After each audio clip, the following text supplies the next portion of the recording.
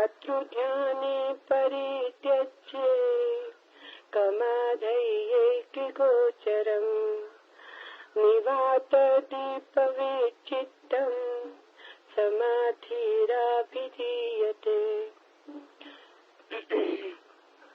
इस प्रकार तत्वमसि आदि वाक्यों द्वारा जीव ब्रह्म की एकता रूप अर्थ का अनुसंधान करना ये श्रवण है, और जो कुछ सुना गया है उसके अर्थ को युक्ति पूर्वक विचार करना ये मनन है।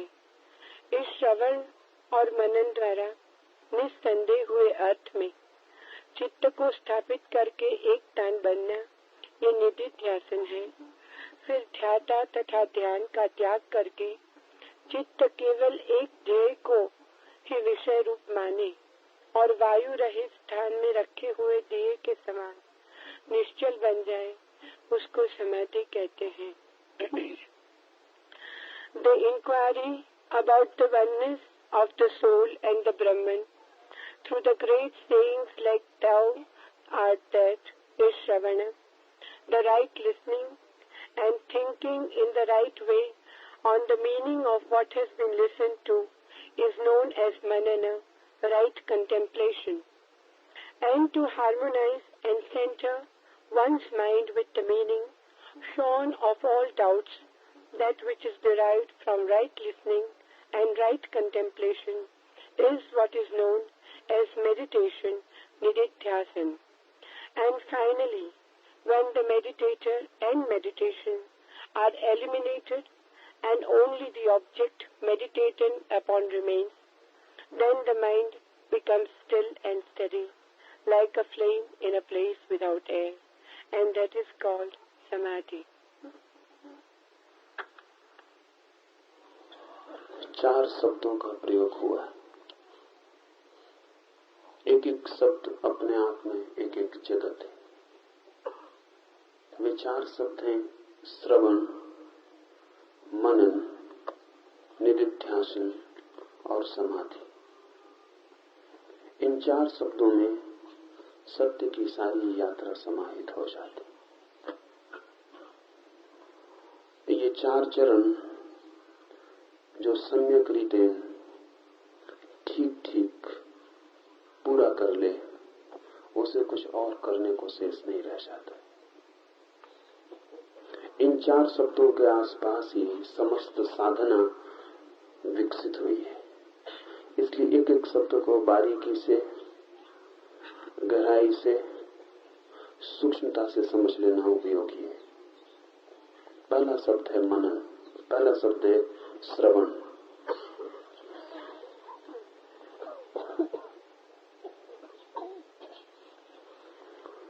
श्रवण का अर्थ मात्र सुनना नहीं है, सुनते हम सभी हैं।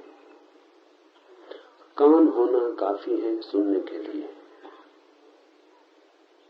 सुनना एक यांत्रिक घटना है। ध्वनि हुई, कान पर आवाज पड़ी, आपने सुना। श्रवण इतना ही नहीं है। श्रवण का अर्थ है सिर्फ कान से न सुना गया हो, भीतर जो चैतन्य है उस तक भी गूंज पहुंच जाए। इसे थोड़ा समझ लें। आप रास्ते से गुजर रहे हैं, आपके घर में आग लग गई है, आप भाग रहे हैं, रास्ते पे कोई नमस्कार करता है, कान सुनेंगे, आप नहीं सुनेंगे। दूसरे दिन आप बता भी ना सकेंगे कि किसी ने रास्ते पर नमस्कार किया था। घर में आग लगी थी, रास्ते पर कोई गीत गाता हो, कान सुनेंगे, आप नहीं सुनेंगे। कान का सुनना आपका सुनना नहीं है। जरूरी नहीं है कि कान ने सुना हो तो आपने भी सुना हो। कान सुनने के लिए जरूरी है, काफी नहीं है। आवश्यक है, पर्याप्त नहीं है। कुछ और भी भीतर चाहिए। जब आपके घर में आग लगी होती है तो नमस्कार किया गया सुनाई नहीं पड़ता है। क्यों? कान का यंत्र तो वैसा का ही वैसा है। लेकिन भीतर ध्यान कान के साथ टूट गया है। ध्यान मकान में आग लगी है वहां चला गया है। कान सुन रहा है, लेकिन कान ने जो सुना है उसे चेतन तक पहुंचाने के लिए ध्यान का जो सेतु चाहिए वो नहीं है। वो सेतु हट गया है, वो वहां लगा है जहां मकान में आग लगी। इसलिए कान सुनते हैं, आप नहीं सुन पाते। आप और कान के बीच में जो संबंध है वो टूट गया है। श्रवण का अर्थ है कान भी वहां हो और आप भी वहां हो, तो श्रवण घटित होता है। कठिन बात है। कान के साथ होना साधना की बात है। श्रवण का अर्थ है कि जब आप सुनते हो तो आपकी सारी चेतना कान हो जाए, सुनना ही रह जाए, बाकी कुछ भी ना हो, भीतर कोई विचार न चले। क्योंकि भीतर अगर विचार चलता है तो आपका ध्यान विचार पर चला जाता है, कान से हट जाता है। ध्यान बड़ी सूक्ष्म नाजुक चीज है। जरा सा विचार भीतर चल रहा हो तो ध्यान वहां चला जाता है। पैर में चींटी काट रही हो, आप मुझे सुन रहे हैं और आपको पैर में चींटी काट रही हो, मकान में आग लगना जरूरी नहीं है, पैर में चींटी काट रही हो, तो जितनी देर के लिए आपको पता चलता है कि पैर में चींटी काट रही है, उतने देर तक श्रवण खो जाता है, सुनना होता है। ध्यान हट गया। ध्यान की और तकलीफ है कि ध्यान एक साथ दो चीजों पर नहीं हो सकता।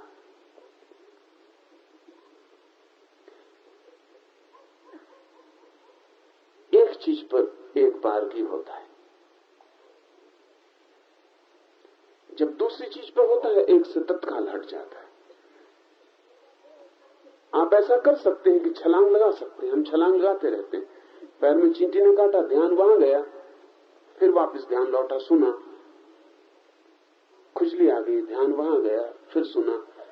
तो बीच बीच में जब ध्यान हट जाता है तो गैप, अंतराल पड़ जाते हैं श्रवण में, और इसलिए जो आप सुनते हैं उसमें से बहुत अर्थ नहीं निकल पाता है, क्योंकि उसमें बहुत कुछ खो जाता है।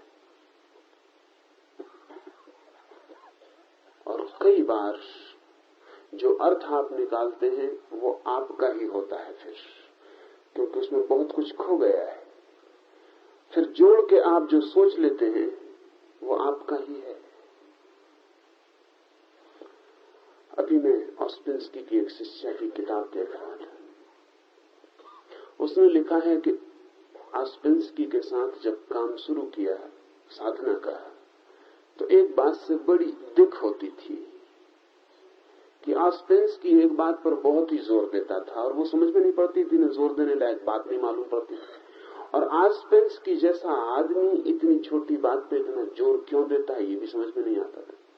और आदमी इतना अद्भुत है कि जोर देता है तो मतलब तो होगा ही, और बुद्धि बिल्कुल पकड़ती नहीं थी इसमें क्या मतलब है।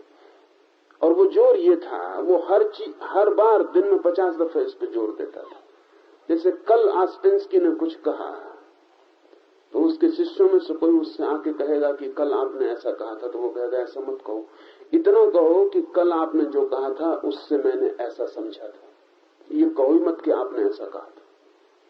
हर वाक्य के सामने वो जोर देता था कि ये कहो कि आपने जो कहा था उससे मैंने ऐसा समझा था, ये मत कहो सीधा कि आपने ये कहा था। तो उसकी उस शिष्या ने लिखा है कि हम बड़े परेशान होते थे कि हर वाक्य के सामने ये लगाना कि आपने ऐसा कहा था, ऐसा मैंने समझा था, आपके कहे हुए से मैंने ऐसा समझा था। इसकी क्या जरूरत है? आपने कहा था, बात खत्म हो गई। धीरे धीरे उसे समझ में आया कि दो बातें अलग हैं। जो कहा गया है उसे तो वही समझ सकता है जो श्रवण को उपलब्ध हो।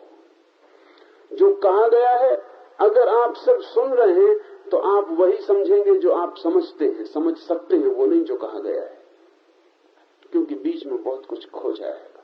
और वो जो खो जाएगा उसको आप भर देंगे अपने से, क्योंकि खाली जगह भर दी जाती है। आप सुनते हैं, बीच बीच में जहां जहां ध्यान हट जाता है वहां वहां खाली जगह कौन भरेगा? वो खाली जगह आप भर देंगे। आपका मन, आपकी स्मृति, आपकी जानकारी, आपका ज्ञान, अनुभव वो उसमें समा जाएगा। फिर जो अंतिम रूप बनेगा उसके निर्माता आप ही हैं। जो सुना था वो नहीं, जिसने कहा था वो जिम्मेवार नहीं।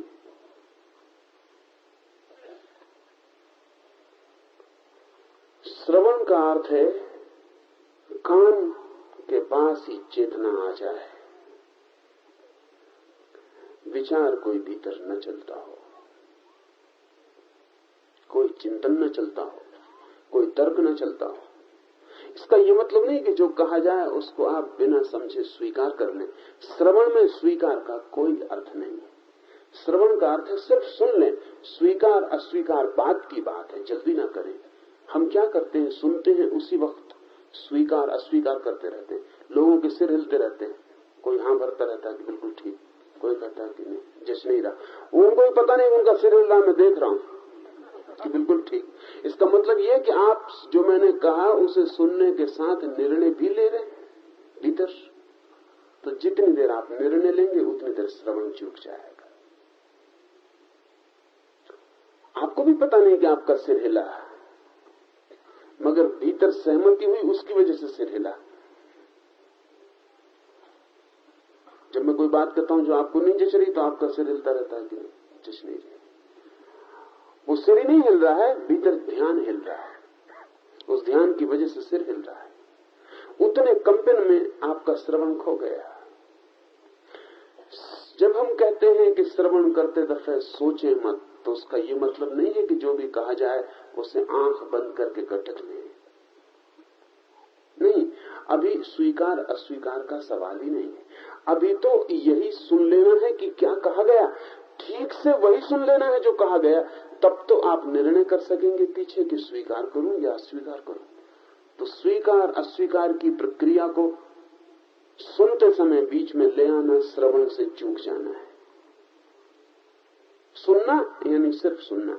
अभी हम सुन रहे हैं, अभी हम साथ साथ सोचते हुए ना चलेंगे। मन दो काम नहीं कर सकता, सुने या सोचे।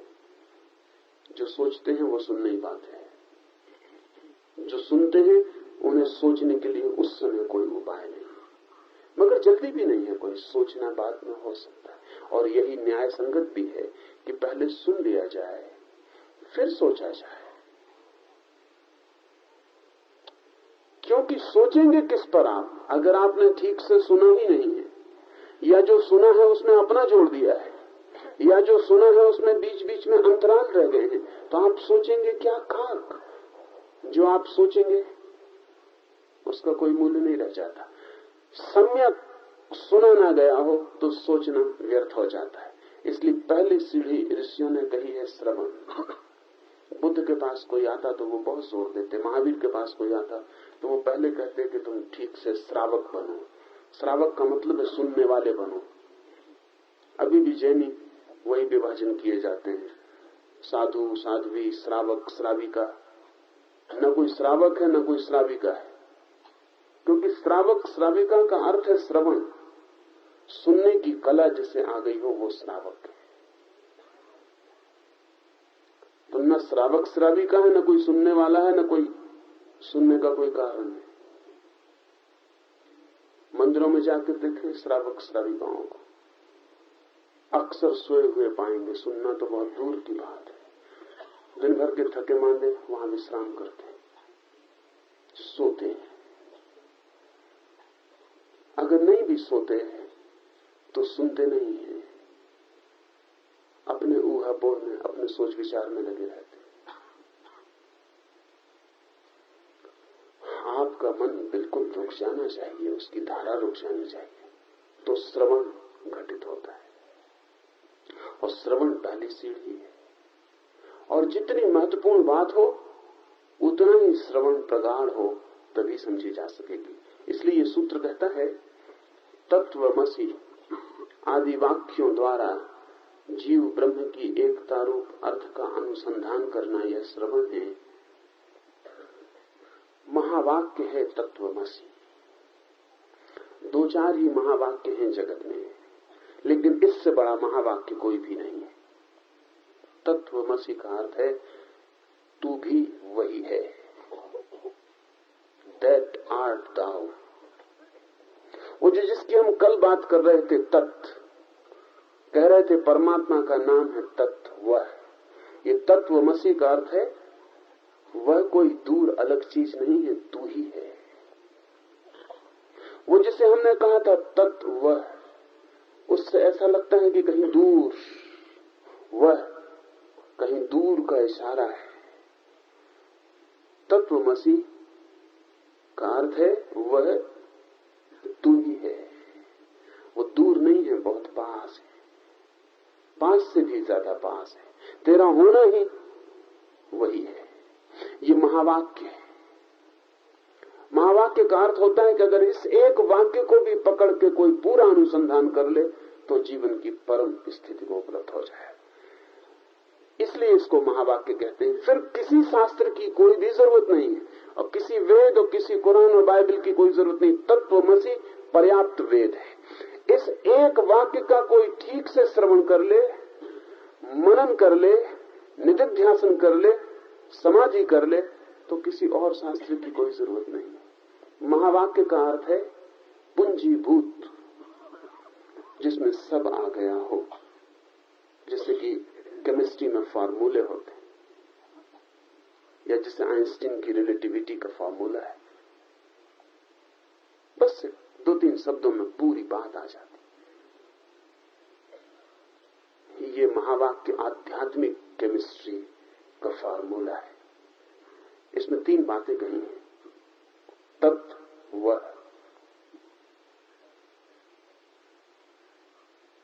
त्वम, तू। दोनों एक है। 3 बातें हैं, वह और तू एक है।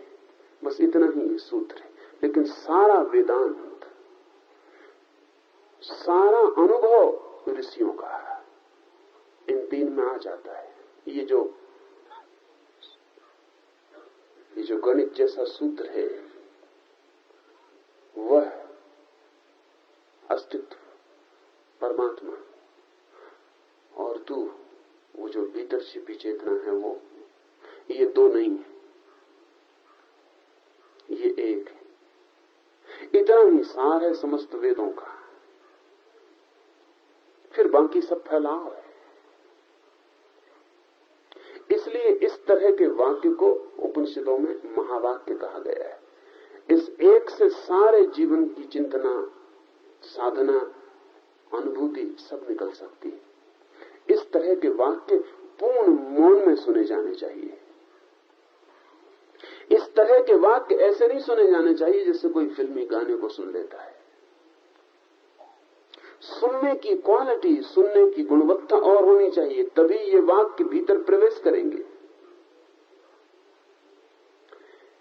रास्ते पर चलते आप बातें सुन लेते हैं, ये वाक्य उस तरह नहीं सुने जा सकते। इसलिए हजारों साल तक भारत में ऋषियों का आग्रह रहा कि जो परम ज्ञान है वो लिखा ना जाए।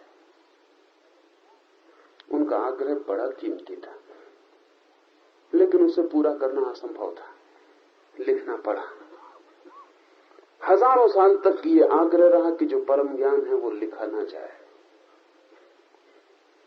बहुत लोग, विशेषकर भाषा शास्त्री, लिंग्विस्ट, सोचते हैं कि चूंकि लिपि नहीं थी, लिखने का उपाय नहीं था, इसलिए बहुत दिन तक वेद और उपनिषद नहीं लिखे गए। वो गलत सोचते हैं, क्योंकि जो तत्वमसि जैसा अनुभव उपलब्ध कर सकते थे, जो इस महावाक्य को अनुभव में ला सकते थे, वे लिखने की कला न खोज लेते। ये असंभव मालूम पड़ता है।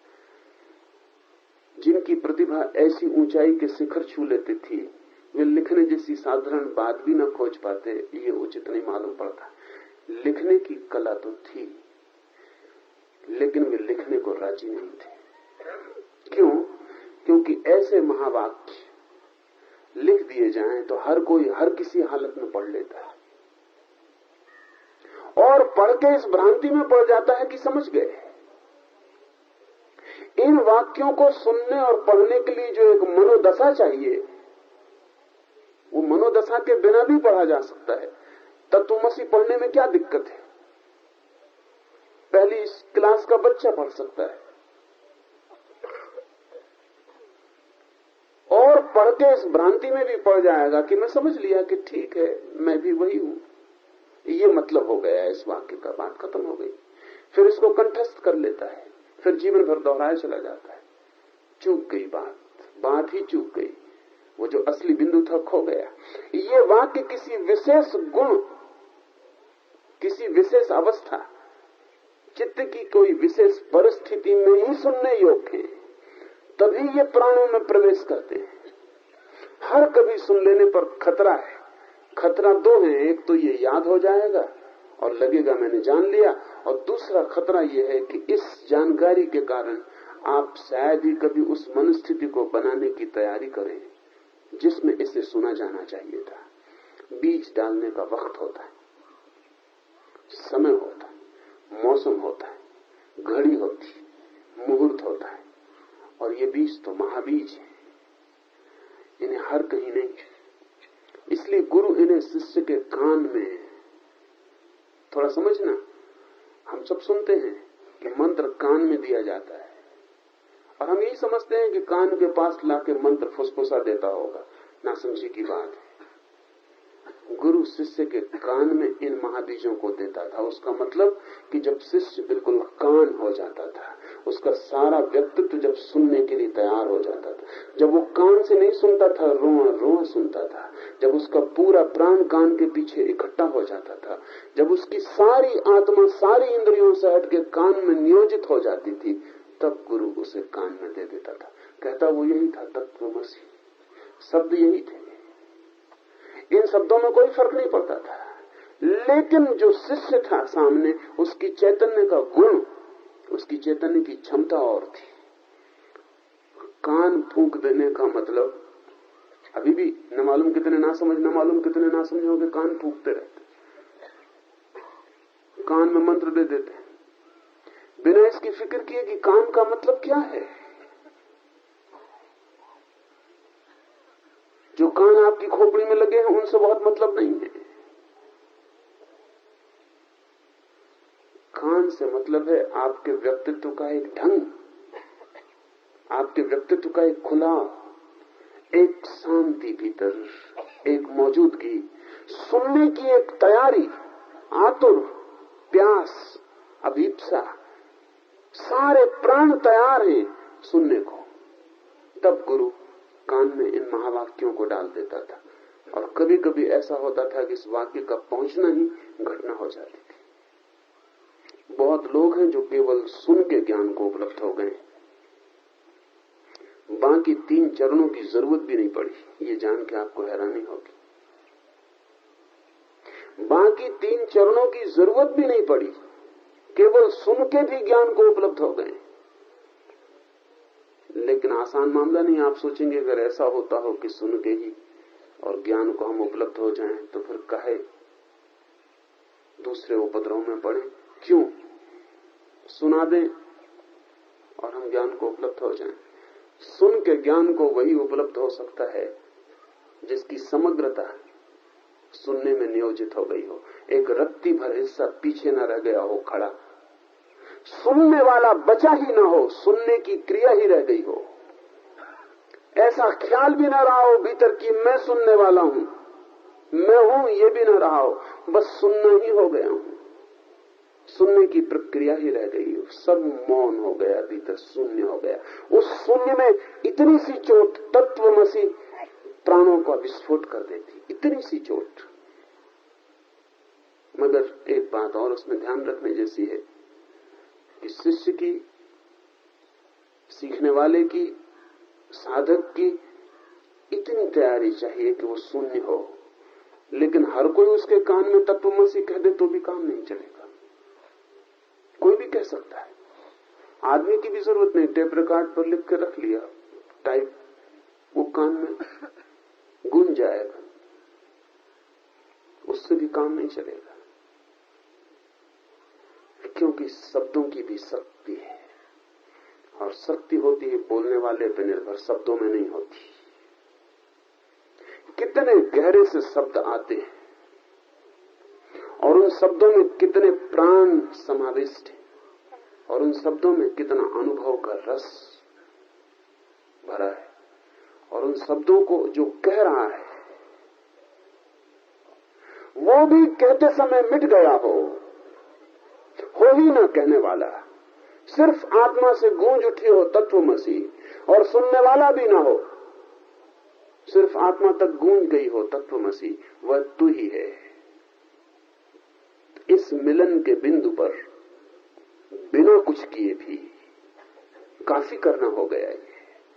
क्रांति घटित हो जाती, विस्फोट हो जाता, वो जो अज्ञानी था अचानक ज्ञानी हो जाता। ऐसी घटनाएं हैं इतिहास में जबकि केवल सुन के बात हो गई। हमें भरोसा नहीं आता क्योंकि हम बहुत करते हैं तब भी वो बात नहीं होती, बहुत उपाय करते हैं तब भी लगता कुछ नहीं हो रहा।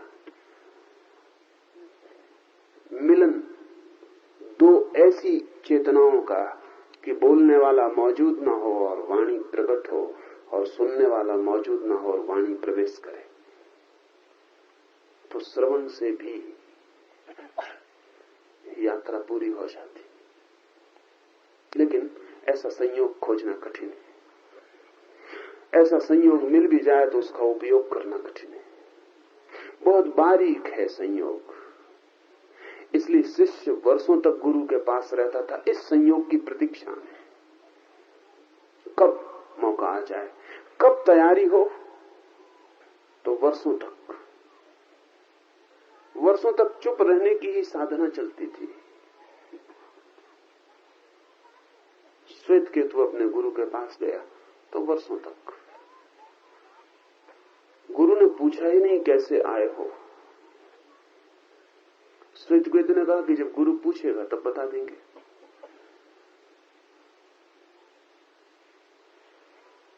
वर्षों तक गुरु ने पूछा ही नहीं। बड़ी मीठी कथा है कि गुरु की जो सुबह से यज्ञ की अग्नि जलती थी, हवन चलता था, वो हवन कुंड भी अधेरी से भर गया। बड़ी मीठी कथा है कि श्वेत केतु आया, हवन कुंड को भी दया आने लगी श्वेत केतु पर कि कितने वर्ष हो गए इसे आए, और अब तक गुरु ने ये भी नहीं पूछा कि कैसे आए हो। वो लकड़ी काटता, आग जलाता, दूध धोता, गुरु के पैर दाबता, रात हो जाती, वहीं गुरु के चरणों में सो जाता, सुबह उठ के फिर काम में लग जाता। वो जो हवन जलता रहता 24 घंटे, उस अग्नि को भी दया आने लगी कि अब ये क्या होगा। इस सूर्य के तू अपनी तरफ से कहता नहीं कि मैं किस लिए आया हूं, और ये उद्दालक है कि पूछता नहीं कि किस लिए आया हो।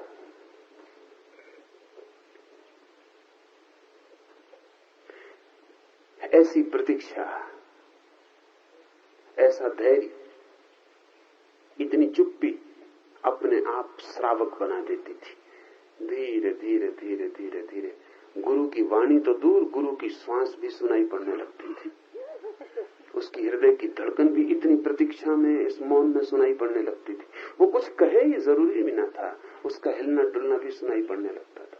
और जब ठीक क्षण आता तो वो कह देता। जब ठीक क्षण आता तो कहने की घटना घट जाती।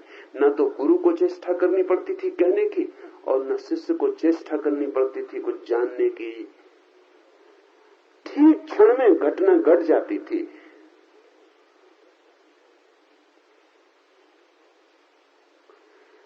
श्रवण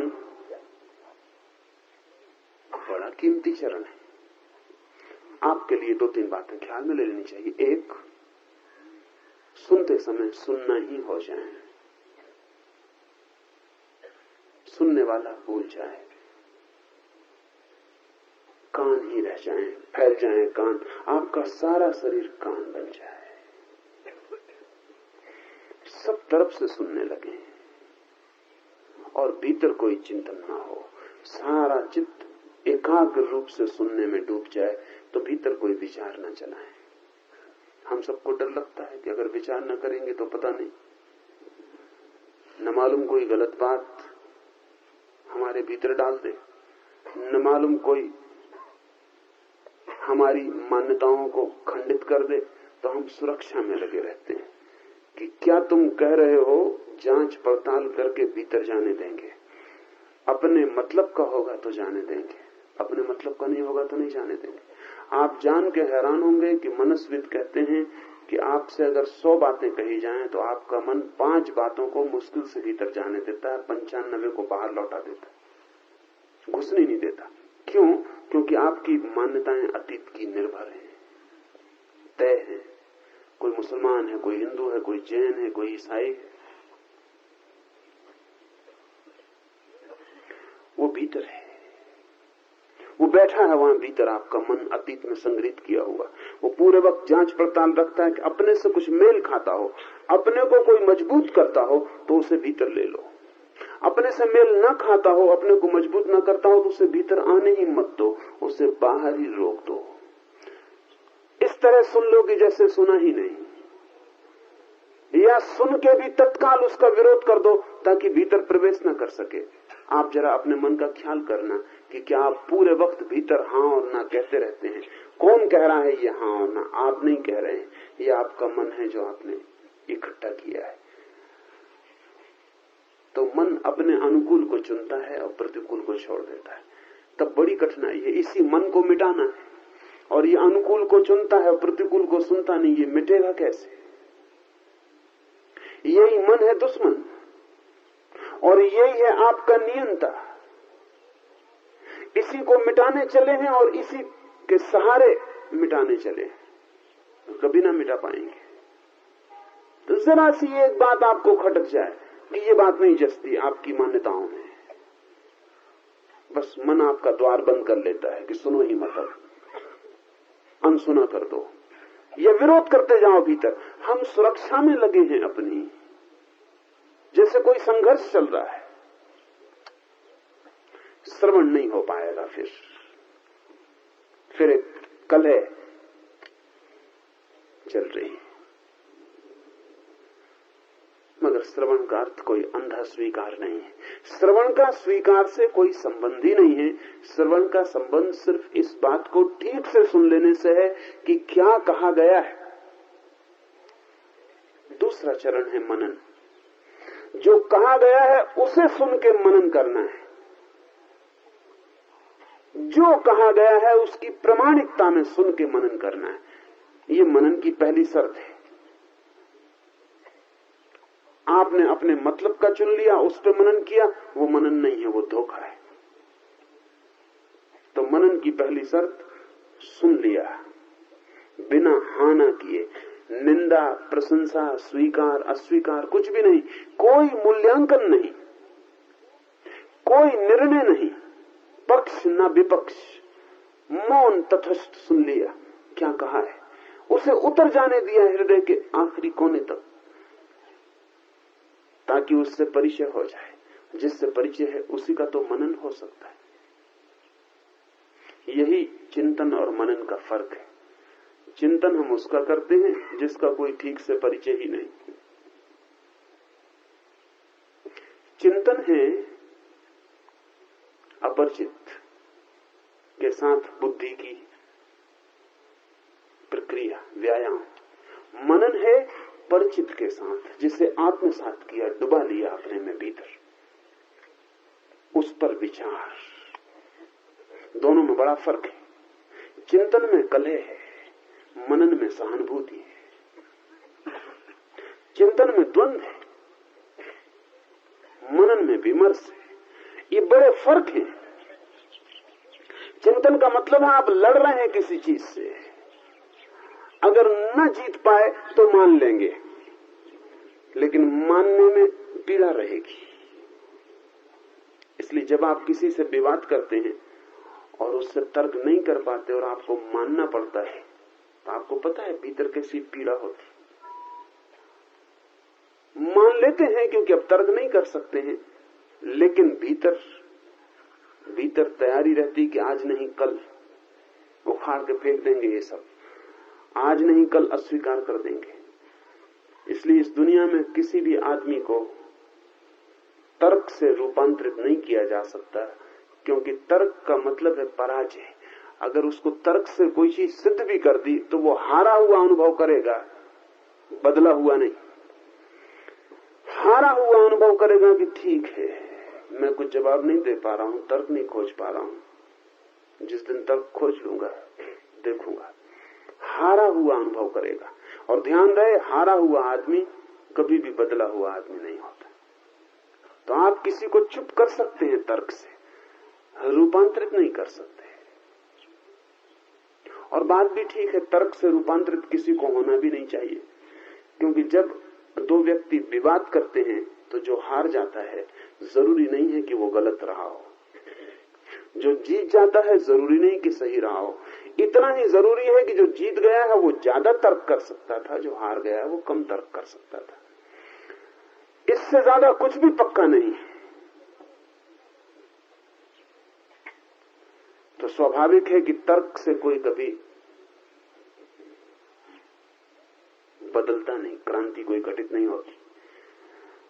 तर्क से आघात लगता है अहंकार को, और अहंकार बदला लेना चाहता है। तर्क एक संघर्ष है, चिंतन में एक संघर्ष है। भीतर जो भी आप चिंतन करते हैं उससे आप जूझते हैं, लड़ते हैं, एक भीतरी लड़ाई चलती है।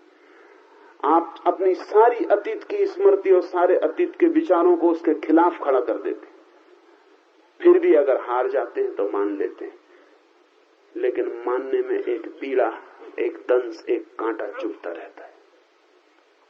वो मानना मजबूरी का है। उस मानने में कोई प्रफुल्लता घटित नहीं होती। उस मानने से आपका फूल खिलता नहीं है, मुरझाता है। तो चिंतन विचारक जो करते रहते हैं सारी दुनिया में, इसलिए विचारकों के चेहरे पर बुद्ध की प्रफुल्लता नहीं दिखाई पड़ेगी। क्या फर्क है?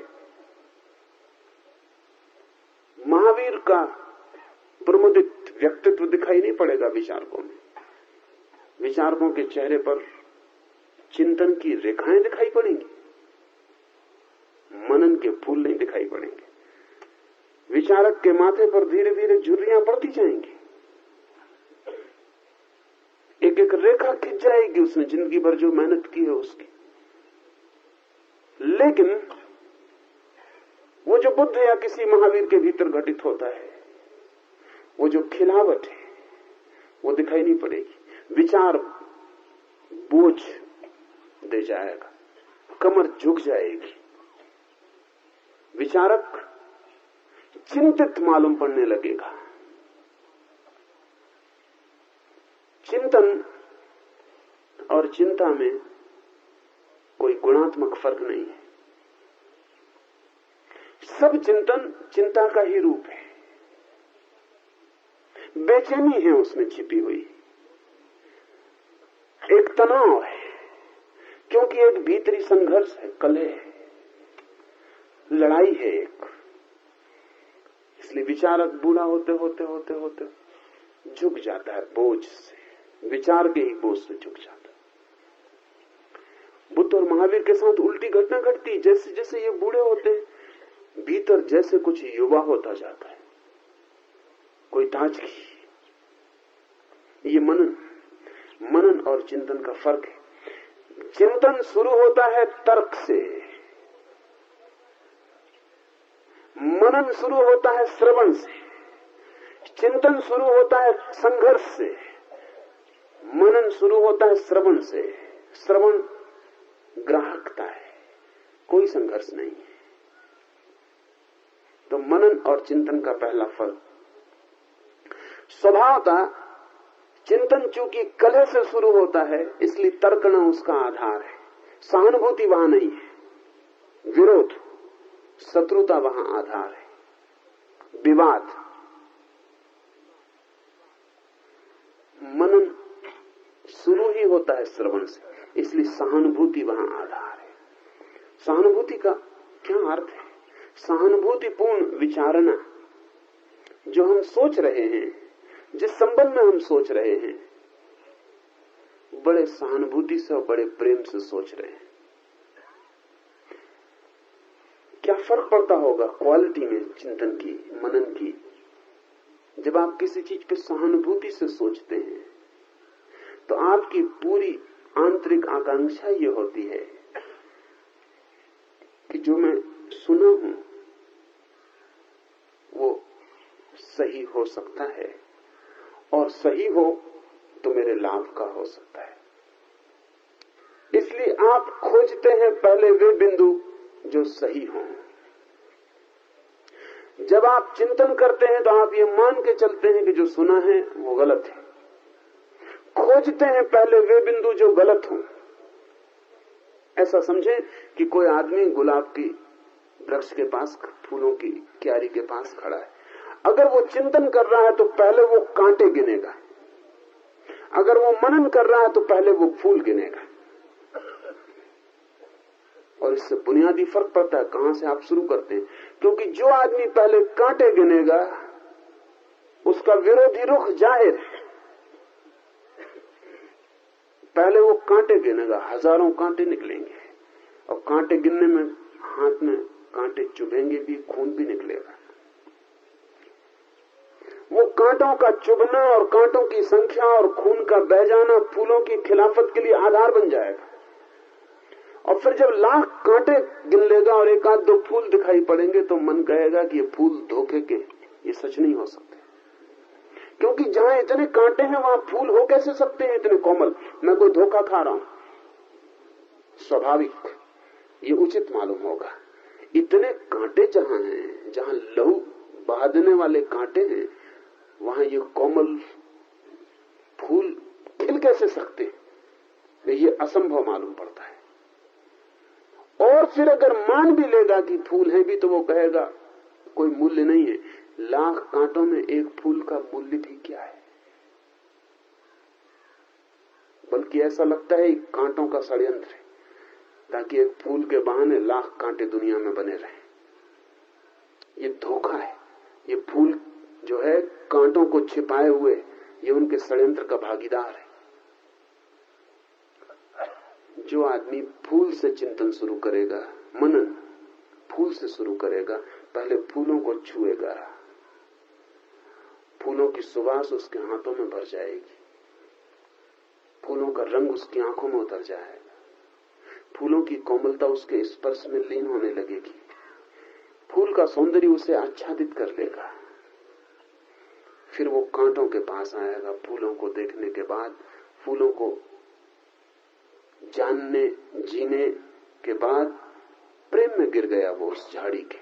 अब वो कांटों के पास आएगा। इसकी दृष्टि में कांटे और ही तरह के होंगे। जो आदमी फूलों को समझ के कांटों के पास जाएगा वो समझेगा कि कांटे फूलों की रक्षा के लिए, फूलों के दुश्मन नहीं है, फूलों के विपरीत नहीं है। जो रस फूलों में बह रहा है वही रस कांटों में बह रहा है, और कांटे फूल की रक्षा के लिए है। और जिसको फूल दिखाई पड़ गए हैं, एक फूल भी जिससे दिखाई पड़ गया है ठीक से, लाख कांटे बेकार हो जाएंगे। क्योंकि एक फूल का होना भी काफी है लाख कांटों को बेकार करने के लिए। और अगर इतने कांटों के बीच फूल खिल सकता है तो असंभव चमत्कार असंभव भी हो सकता है। और जब इतने कांटों के बीच फूल खिल सकता है तो इस आदमी को दिखाई पड़ेगा कि मैं जरा और खोज करूं, और खोज करूं, शायद कांटे भी फूल ही सिद्ध हों। तो मनन सहानुभूति से शुरू होता है। ये बात चिंतन विरोध से शुरू होता है। श्रवण की शर्त पूरी हो जाए तो सहानुभूति जग जाती है। सहानुभूति जग जाए तो चिंतन की धारा ही विपरीत हो जाती, मनन बन जाती। मनन का अर्थ भी अंधे होकर स्वीकार कर लेना नहीं है। इसलिए ऋषि ने कहा है जो सुना गया है, श्रवण हुआ है, उसके अर्थ को युक्तिपूर्वक विचार करना यह मनन है। तो कोई ये ना सोचे कि मनन का अर्थ अंधे होकर स्वीकार कर लेना है, न तो श्रवण का अर्थ स्वीकार कर लेना है, न मनन का अर्थ स्वीकार कर लेना है। युक्ति का उपयोग करना है, लेकिन युक्ति का उपयोग भी बदल जाता है। युक्ति अपने आप में तटस्थ है। जैसे एक तलवार मेरे हाथ में है, तलवार तो तटस्थ है। चाहूं किसी की जान ले लूं, चाहूं किसी की जान बचा लूं, तलवार तटस्थ है, युक्ति तटस्थ है।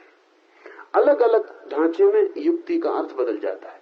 अगर दुश्मनी से, विरोध से, संघर्ष से भरा हुआ चित्त हो तो तर्क हिंसात्मक हो जाता है। अगर सहानुभूति से, श्रवण से, प्रेम से, सत्य की खोज और अभिप्सा से भरा चित्त हो तो युक्ति रक्षा करने वाली तलवार बन जाती है। युक्ति अपने में बुरी नहीं है। इसलिए हमने इस देश में दो तरह के तर्क माने, एक को तर्क कहा और एक को कुतर्क कहा है। कुतर्क भी तर्क है और कभी कभी तो कुतर्क तर्क से भी ज्यादा तर्कपूर्ण मालूम पड़ता है, क्योंकि उसमें धार होती और पैनी धार होती है और काटने के लिए, मारने के लिए सक्षम होती। तो कुतर्क कभी कभी बिल्कुल ही गहरा तर्क मालूम पड़ता है।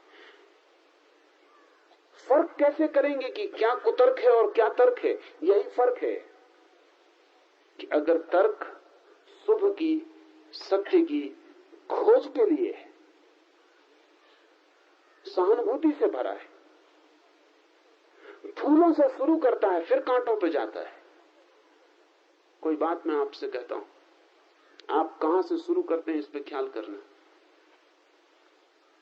कई दफा मैं हैरान होता हूं, 1 घंटे बोला, पीछे कोई आदमी मेरे पास आता है, घंटे भर में जो मैंने कहा उसे कुछ ख्याल में नहीं आया, कोई एक बात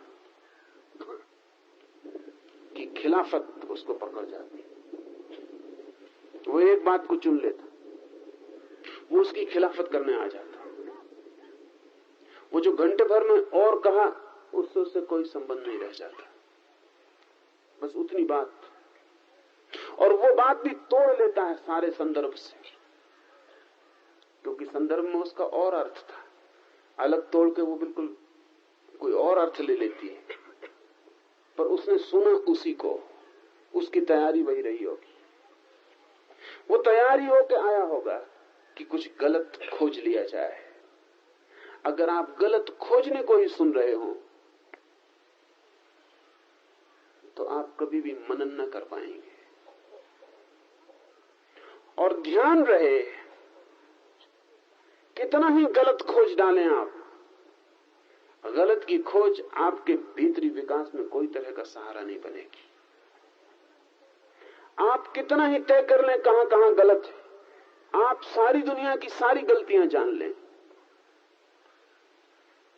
फिर भी आपकी कोई इनर ग्रोथ, कोई आंतरिक विकास उससे नहीं होगा। तो जो खोज में लगा है और अपने विकास में उत्सुक है, वो इसकी चिंता नहीं करता कि क्या गलत है, वो इसकी चिंता करता है कि क्या ठीक है। ठीक से शुरू करता है, और जो ठीक से शुरू करता है, किसी दिन जो उसे गलत दिखाई पड़ता था, शायद उस जगह पहुंच जाए कि जहां ठीक से शुरू करने के बाद उसे पता लगे कि उसका भी कोई अर्थ है, उसका भी कोई मूल्य है, और वो जो पहले गलत मालूम पड़ता था वो पीछे ठीक मालूम पड़ सके। एम्फेसिस, जोर का फर्क है।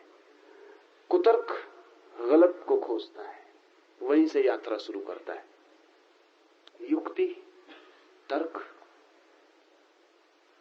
सुतर्क कहे, ठीक से शुरू करता है।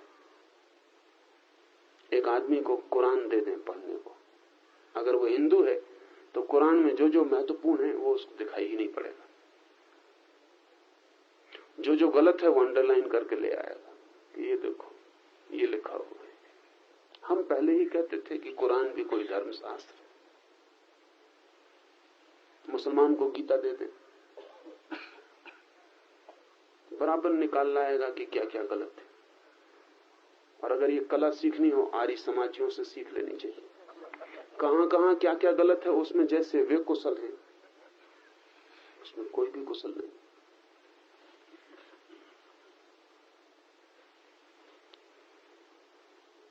मन को आर्य समाजी बनने से बचाना, तो ही मनन हो सकेगा, नहीं तो मनन नहीं हो सकता, क्योंकि खोज ही गलत को रहे हैं। तो गलत काफी मिल जाएगा, कांटों की कोई कमी है, पर कांटों से प्रयोजन क्या है? कोई कांटों के मालाएं बनानी है, फूल बनाने, गले में डालनी है। प्रयोजन फूलों से है, कांटों से प्रयोजन क्या है? तो अगर युक्ति हो तो कुरान में से भी फूल चुन लिए जाएंगे, और वे फूल किसी गीता से कम फूल नहीं है। अगर युक्ति हो तो गीता में से भी वे फूल चुन लिए जाएंगे। वे फूल किसी कुरान, किसी बाइबल से कम नहीं है। मनन करने वाला व्यक्ति फूलों की खोज में है, चिंतन करने वाला व्यक्ति कांटों की खोज में है। वो आपको तय कर लेना चाहिए। एक बात ख्याल रखना कि जो आप खोजेंगे उसी से गिर जाएंगे। कांटे खोजेंगे, कांटों से गिर जाएंगे। फूल खोजेंगे, फूलों से गिर जाएंगे। तो ध्यान रखना कि कांटे खोज के आप किसी और का अहित नहीं कर रहे हैं, अपना ही अहित कर रहे हैं, क्योंकि जो खोजेंगे वही मिलेगा। हम सब कांटों की खोजी। कोई भी आदमी मिले तो उसमें क्या भूल है, उसमें उसकी खोज की कुशलता का कोई अंत ही नहीं है। तत्काल वो दिखाई पड़ती है। फिर धीरे धीरे सब में हम भूलें देख लेते हैं, उन्हीं के बीच रहना पड़ता है। जगत नरक हो जाता है, क्योंकि सब गलत आदमी चारों तरफ मालूम पड़ते हैं, ठीक आदमी कोई दिखाई नहीं पड़ता। इसलिए नहीं कि ठीक आदमी नहीं है, बल्कि इसलिए कि आपकी खोज ही गलत आदमी की। किसी से कहो कि फलां आदमी बहुत अच्छी बांसुरी बजाता, वो कहेगा क्या बांसुरी बजाया? चोर, बेईमान, वो क्या बांसुरी बजाया? अब चोर और बेईमान से बांसुरी बजाने का क्या विरोध है? होगा बेईमान, लेकिन बेईमान बांसुरी नहीं बजाता ये किसने कहा? कि नहीं बजा सकता ये किसने कहा? किसने ये संबंध जोड़ा? चोर में भी तो फूल खिल सकता है बांसुरी बजाने का। चोरी कांटा होगी, बांसुरी बजाना फूल होगा। जब कांटों में फूल खिल सकते हैं तो चोर बांसुरी क्यों नहीं बजा सकता? लेकिन नहीं, ये मानने में बड़ी पीड़ा होती है कि कोई कुछ भी अच्छा कर सकता है। फौरन कह देंगे कि चोर है, बेईमान है, वो क्या बांसुरी बजाया? मनन वाले आदमी की वृत्ति दूसरी होगी। अगर आप कहेंगे उससे कि फलां आदमी चोर है, बेईमान है, वो कहेगा होगा, लेकिन बांसुरी गजब की बजाता है। ये चुनाव का फर्क है। और जब कोई आदमी बांसुरी गजब की बजाता है तो उसका चोर होना और बेईमान होना भी संदिग्ध होने लगता है। और जब कोई आदमी चोर और बेईमान गजब का होता है तो उसका बांसुरी बजाना संदिग्ध होने लगता है। जो हम पकड़ते हैं उससे दूसरी बात पर प्रभाव पड़ता है। क्या जरूरत है कि वो चोर है या बेईमान है? हम अपने पड़ोसी को चोर और बेईमान चाहते हैं तो हमें वही खोजना चाहिए। हम अपने पड़ोसी को सुगंधित बांसुरी बजाने वाला चाहते हैं तो हमें वही खोजना चाहिए। जिंदगी में दोनों हैं, वहां रात भी है और दिन भी, और वहां बुरा भी है और भला भी। आप ये मत सोचना कि स्वर्ग कहीं और है जमीन से और नर्क कहीं और। आपकी दृष्टि में निर्भर है। इसी जमीन पर लोग स्वर्ग में रहते हैं और इसी जमीन पर लोग नर्क में रहते हैं।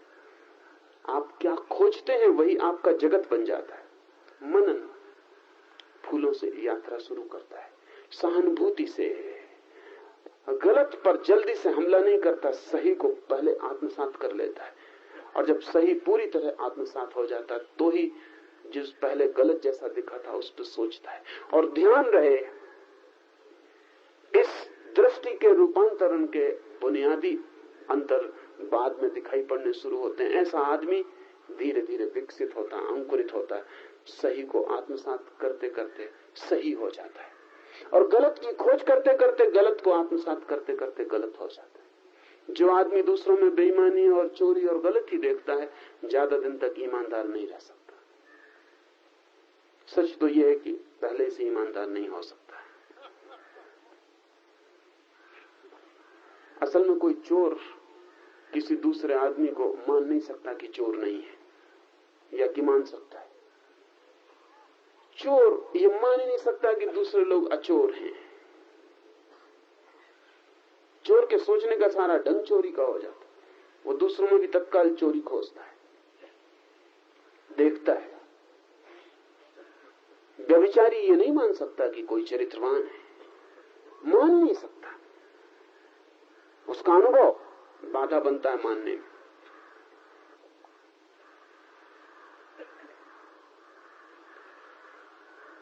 बड़ी मजेदार बात है। व्यभिचारी मान नहीं सकता कि कोई ब्रह्मचारी है, मान ही नहीं सकता। ये बात ठीक है। अगर कोई सच में ही ब्रह्मचारी है तो वो भी नहीं मान सकता कि कोई व्यभिचारी है। लेकिन ये बड़े मजे की बात है, व्यभिचारी तो कभी नहीं मानते कि कोई ब्रह्मचारी है, और ब्रह्मचारी भी नहीं मानते कि कोई ब्रह्मचारी है। तब बड़ी झंझट की बात है। व्यभिचारी का न मानना तो तर्क संगत है कि कोई ब्रह्मचारी हो नहीं सकता। जब मैं नहीं हो सका तो कौन हो सकता है? लेकिन ब्रह्मचारी भी मानने को तैयार नहीं होता कि कोई दूसरा ब्रह्मचारी है, तब मामला संदिग्ध है। तब वो भी ब्रह्मचारी नहीं, क्योंकि उसका भी भीतरी अनुभव यह है कि ब्रह्मचारी वगैरह सब ऊपर ऊपर है, भीतर व्यभिचार है। वो भी नहीं मानता। इसलिए अगर आपको कोई साधु मिले जो दूसरों को असाधु मानता हो तो समझ लेना कि अभी साधु साधु हो नहीं पाया है। साधु होने का मतलब ये है कि सारा जगत तत्क्षण साधु हो जाएगा। सारी बात ही बदल गई, क्योंकि देखने का ढंग बदल गया। एक आदमी जब भीतर साधु हो जाता है तो सारे जगत में उसे साधुता दिखाई पड़ने लगती है, क्योंकि जो भीतर है वही बाहर दिखाई पड़ता है। अगर आपको सब में असाधुता दिखाई पड़ती हो, चोर बेईमान बदमाश दिखाई पड़ते हो, तो उनकी फिक्र छोड़ के अपनी फिक्र में लगना। जो दिखाई पड़ता है वो आपके भीतर है, वही आपको दिखाई पड़ता है, वही तत्काल दिखाई पड़ता है, क्योंकि उसकी संगति बैठ जाती है, भीतर से तत्काल संगति बैठ जाती है। मनन जीवन का जो शुक्ल पक्ष है उससे शुरू होता है। चिंतन जीवन का जो कृष्ण अंधेरा पक्ष है उससे शुरू होता है। ये ध्यान में रहे तो फिर युक्ति का बड़ा मजा है। विचार तर्क बड़े सहयोगी हैं। तब पूरी निष्ठा से युक्ति की जा सकती है, और युक्ति से फिर नुकसान नहीं होता। फिर युक्ति सहयोगी बन जाती, मित्र बन जाती। इस श्रवण और मनन द्वारा निसंदेह हुए अर्थ में चित्त को स्थापित करके एक तान बनाना, निदिध्यासन। सुना महावाक्य तत्वमसि, तू ब्रह्म है। सुना पूरे प्राणों से, फिर सहानुभूति से सोचा, विमर्श किया, खोजा इस अर्थ, इस वाक्य के अर्थ को, इसकी अनेक अनेक निष्पत्तियों को, अंतर्निहित गहराइयों को अनेक अनेक मार्गों से टटोला, स्पर्श किया, स्वाद लिया, डुबाया अपने में, मनन किया, और फिर पाया कि सही है। पाया ही जाएगा कि सही है, क्योंकि जिन्होंने कहा उन्होंने पाकर कहा है। ये कोई विचारकों के निष्कर्ष नहीं है, अनुभवियों की वाणी है।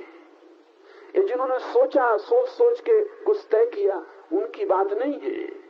जिन्होंने जाना, जिया, डूबे, पाया, उनकी खबरें हैं। पाएंगे ही। अगर मनन श्रवण ठीक चला तो पाएंगे ही कि ठीक है ये बात। अगर ठीक है तो फिर इस ठीक से एक तान हो जाना निदिध्यासन है। अगर ये ठीक है कि मैं ब्रह्म ही हूं, तो फिर ब्रह्म जैसे ही होकर जीने लगना निदिध्यासन है।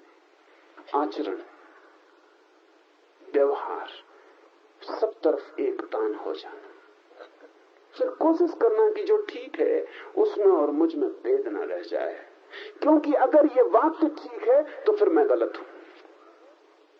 दो ही बातें हो सकती, या तो मैं सही हूं तो ये वाक्य गलत है, और ये वाक्य गलत है तो मैं सही हूं। अगर ये वाक्य सही है तो फिर मैं गलत हूं। हम सब की कोशिश क्या है, इसे थोड़ा समझ लें। हमारी सदा ये कोशिश है कि मैं सही हूं। यही हमारा उपद्रव है। हमारे जीवन की सबसे बड़ी झंझट, सबसे बड़ी परेशानी और संताप यही है कि हम मान के चलते हैं कि मैं सही हूं। ये तो हमारी शुरुआत है हर बात में कि मैं सही हूं, इसी से हम कसते हैं, ये हमारा निकस कसौटी है कि मैं सही हूं।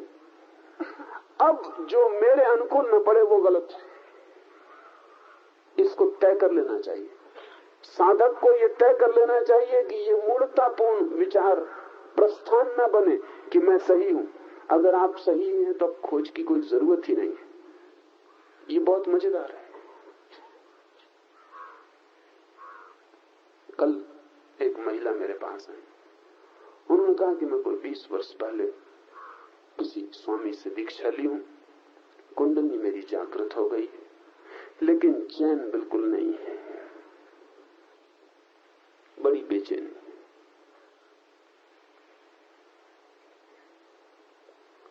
अभी कुंडली जागृत हो गई हो तो ये बेचैनी कैसे है? और अगर बेचैनी है तो कृपा करके कुंडली को मानो कि सोई है, अभी जगी नहीं है। मगर नहीं, दोनों बात चलती।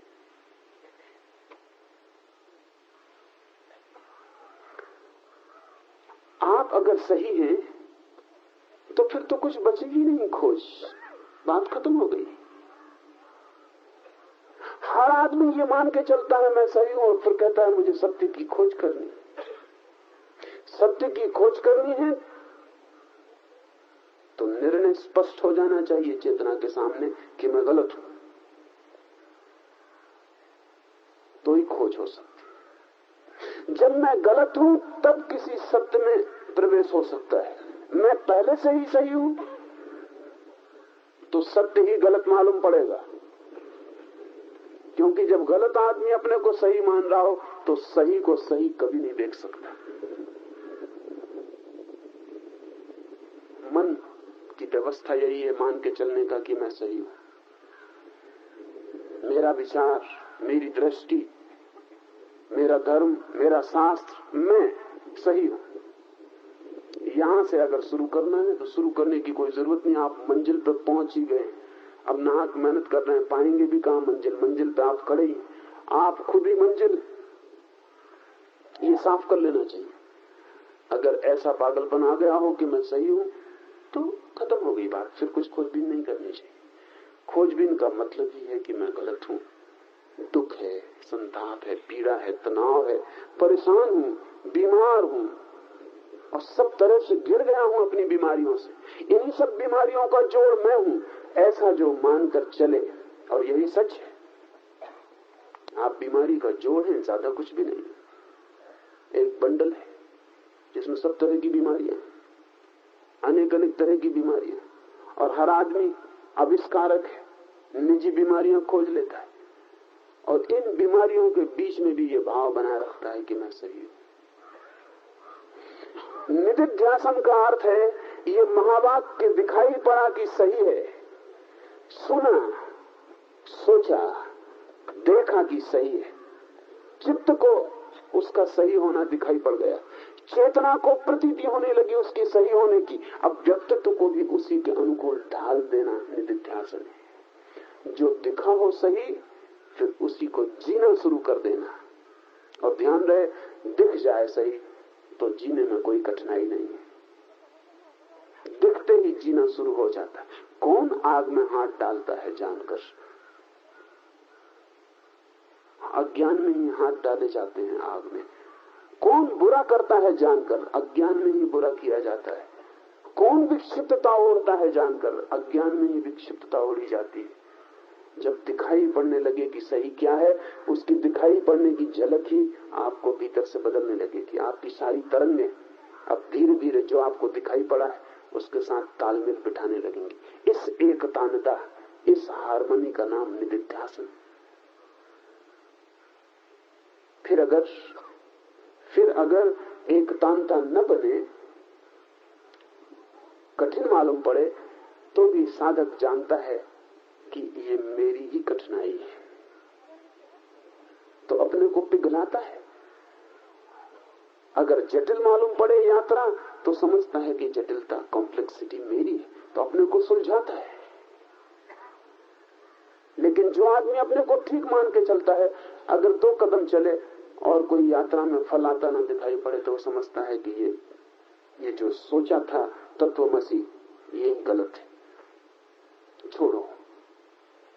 मेरे पास लोग आते हैं, कल एक मित्र आए, कल ही पहली दफा ध्यान किया, कल ही आए हैं और पहली दफा ध्यान किया और कल ही मेरे पास पहुंच गए कि कुछ हुआ नहीं। आदमी की मूर्ता की भी कोई सीमा? इस जगत में ब्रह्म और मूर्ता दो ही चीजें असीम मालूम पड़ती, कोई अंतर नहीं मालूम पड़ता। कल ही आए हैं पहली दफा, सुबह थोड़ा उछल कूद लिए होंगे, दोपहर पहुंच गए कि अभी तक कुछ हुआ नहीं। कहने लगे इस पद्धति में कोई सार नहीं दिखाई पड़ता, अभी तक कुछ हुआ नहीं। मैंने पूछा कि कितने जन्मों से कर रहे हैं इस पद्धति को? वे जन्म वगैरह नहीं, आज ही आया हूं, थोड़ा तो मौका दो पद्धति को, थोड़ी कृपा करो पद्धति पे, थोड़ा मौका दो। आदमी अपने को सही ही मान के चल रहा है, इसलिए जहां भी अड़चन आती है दूसरी चीज ही गलत होगी, वो अपने सहीपन को कायम रख के यात्रा पे निकल जाता है। भटकेंगे फिर तो जन्म जन्मों तक, कभी भी कोई बात बैठ नहीं पाएगी, क्योंकि एकतान करना श्रम है, एकदम नहीं हो जाएगा, क्योंकि जन्मों जन्मों के संस्कार है पीछे, उनको तोड़ना पड़ेगा। आज आपको दिखाई भी पड़ जाए एकदम एक क्षण में साफ कि क्या सही है, तो भी आपके पैरों की चलने की आदत है, शरीर की आदत है, मन की आदत है, उन आदतों का बड़ा जाल है। वो जाल एकदम आज नहीं छूट जाएगा, उस जाल को तोड़ने का श्रम करना पड़ेगा। सवाल पद्धतियों का नहीं है, सवाल आपका है। पद्धति तो कोई भी काम कर सकती है, पर आप ख्याल करें, जीवन हमारा आदत है।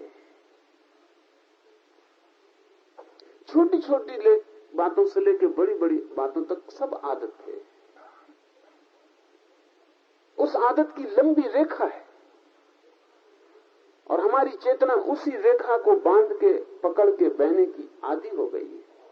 आज अचानक दिख भी जाता है कि रास्ता गलत है, तो दूसरा रास्ता पकड़ने में रास्ता बनाना पड़ेगा, और ध्यान रहे पिछली जो आदत थी उससे ज्यादा गहरा रास्ता बनाना पड़ेगा, तभी ये पानी की धार उस यात्रा पथ को छोड़कर नए यात्रा पथ को ग्रहण करेगी। मगर बस आपने सोच लिया कि बस ठीक है, तो इससे कुछ हल नहीं हो जाने वाला। निधिध्यासन का अर्थ है जो सुना, जो समझा कि ठीक है, उसके अनुकूल जीवन को रूपांतरित करना। उसके अनुकूल वक्त लगेगा, मन अड़चन डालेगा, शरीर बाधाएं खड़ी करेगा, सब होगा, लेकिन जब ठीक दिखाई पड़ गया हो तो फिर सब भांति उस ठीक की यात्रा पे अपने को झोंक देना, ये हिम्मत आवश्यक है। फिर बैठने से काम नहीं चल पड़ेगा। दिख गया हो तारा, बहुत दूर हो लेकिन दिख गया तारा, तो फिर यात्रा पर निकल जाना। और ये मत सोचना कि एक कदम बढ़ाया अभी तो तारे तक पहुंचे नहीं, 2 कदम उठा लिए अभी तक तारे तक नहीं पहुंचे। कोई फिक्र नहीं, 2 कदम पहुंचे इतना भी कुछ कम नहीं है, 2 कदम चले इतना भी कुछ कम नहीं है, क्योंकि अनेक तो हैं बैठे ही हैं जन्मों से, वो उठे ही नहीं। वो ये भूल ही गए हैं कि उठना भी होता है, चलना भी होता है। बुद्ध ने कहा है तुम चलो, कितनी ही भूल करो चिंता नहीं, चले इतना ही काफी है। चले, भूल सुधार लेंगे, भटके कोई फिक्र नहीं, पैरों में गति आ गई, आज भटकाओं की तरफ गए, कल ठीक की तरफ आ जाओगे। एक ही भूल है, बुद्ध ने कहा कि तुम चलो ही ना और बैठे रहो। यद्यपि जो बैठा रहता है उससे कोई भूल नहीं होती, बैठे हैं तो भूल क्या होगी? दुनिया में भूल तो उससे होती जो चलता है, भूल तो उससे होती जो कुछ करता है। उनसे कहीं कोई भूल होती जो कुछ करते नहीं और बैठे बिल्कुल निर्भूल होते हैं। लेकिन एक ही भूल है दुनिया में, बैठे रहना, उठ के चल पड़ना। जो ठीक लगे उसकी यात्रा करो। अगर वो कल गलत भी सिद्ध हुआ तो भी कम से कम एक लाभ तो होगा कि चलना आ जाएगा। वो जो चलना आ जाएगा तो कल ठीक दिशा भी पकड़ी जा सकती है। असली चीज दिशा नहीं है, असली चीज गत्यात्मकता है, वो चलने की क्षमता है। निधिध्यासन प्रयास है एकतान होने का। ये शब्द बहुत अद्भुत है। श्रवण और मनन द्वारा निसंदेह हुए अर्थ में चित्त को स्थापित करके एकतान बनाना, यह निधिध्यासन है। फिर जो दिखाई पड़ रहा है उसके साथ चित्त का तालमेल हो जाए, वो हमारी झलक न रह जाए, सिर्फ हमारा चित्त ही बन जाए। वो ऐसा न लगे कि एक विचार है हमारा, बल्कि ऐसा हो जाए कि यही हमारा मन है। अब जिस एक आदमी ने संन्यास लिया तो संन्यास एक विचार की तरह भी लिया जा सकता है कि ठीक लगता है, समझ में आता है, ले लिया। पर एक विचार है मन में और 1000 विचार है, तो एकतांता पैदा नहीं होगी। अभी धीरे धीरे धीरे धीरे धीरे ये जो एक विचार की तरह प्रवेश किया था, इसका रंग हमारे सब विचारों पर फैल जाए। सब विचारों में फैलने का मतलब यह है कि भोजन करते वक्त भी एक संसारी के भोजन और एक सन्यासी के भोजन में अंतर पड़ जाना चाहिए। वो रंग जो सन्यास का है भोजन करने की क्रिया पर भी फैल जाए। सन्यासी ऐसे भोजन करे जैसे मैं भोजन नहीं कर रहा हूं। सन्यासी ऐसे चले जैसे मैं नहीं चल रहा हूं। सन्यासी ऐसे उठे कि मैं नहीं उठ रहा हूं। सारा कर्तव्य छोड़ दे। तो एक तो सन्यास एक विचार की तरह ले लिया, और एक फिर पूरे जीवन की एकतांता साथी, फिर चित्त ही सन्यासी हो गया।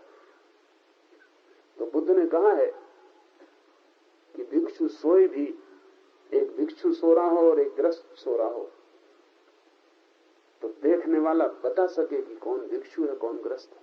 सोने की क्वालिटी, सोने का ढंग भिक्षु का बदल जाना चाहिए, सन्यासी का बदल जाना चाहिए। क्योंकि जिसका चित्त बदल गया हो पूरा, उसकी सभी क्रियाओं में उसकी छाया और रंग और ध्वनि फैल जानी चाहिए, फैल ही जाएगी। तो एक विचार की तरह नहीं, एक तांता की तरह निधिध्यासन, और फिर ध्याता तथा ध्यान का त्याग करके चित्त केवल एक ध्येय को ही विषय रूप माने और वायु रहित स्थान में रखे हुए दिए के समान निश्चल बन जाए, उसको समाधि कहते हैं। समाधि परम घटना है। ये 3 उसकी तरफ पहुंचने के चरण है। चौथा चरण समाधि है। उसके पार शब्द का जगत नहीं, उसके पार कहा जा सके उसका जगत नहीं। समाधि तक की बात कही जा सकती है। उस तरफ जो है उसके बाबत कभी कुछ कहा नहीं गया और कभी कुछ कहा नहीं जा सकेगा। पर समाधि के द्वार पर जो खड़ा हो जाता है वो उसे देख लेता है जो दिखाई नहीं पड़ता, उसे जान लेता है जिसे जानना असंभव है, उससे उसका मिलन हो जाता है। जिसके बिना मिले ही सारा दुख, सारी पीड़ा, सारा संताप है। वो जो अज्ञेय है वो ज्ञेय बन जाता है, और वो जो रहस्य है खुल जाता है, प्रकट हो जाता है। सब ग्रंथियां टूट जाती, खुले आकाश की भांति सत्य के बीच सत्य में एक हो जाता है चैतन्य। समाधि निधिध्यासन के बाद की बात है। जिसने अपने चित्त को ऐसे महावाक्यों के साथ तत्वमसि, अहम ब्रह्मास्मि, सोहम, ऐसे महावाक्यों के साथ एक तान कर लिया, जिसका चरित्र और जिसका चित्त इनकी अभिव्यक्ति बन गया। जो उठता है तो उसके उठने में स्वर है तत्वमसि का। उसके उठने से भी वो मुद्रा और वो गेस्चर और वो खबर है कि वो ब्रह्म के साथ एक होके डोल रहा है।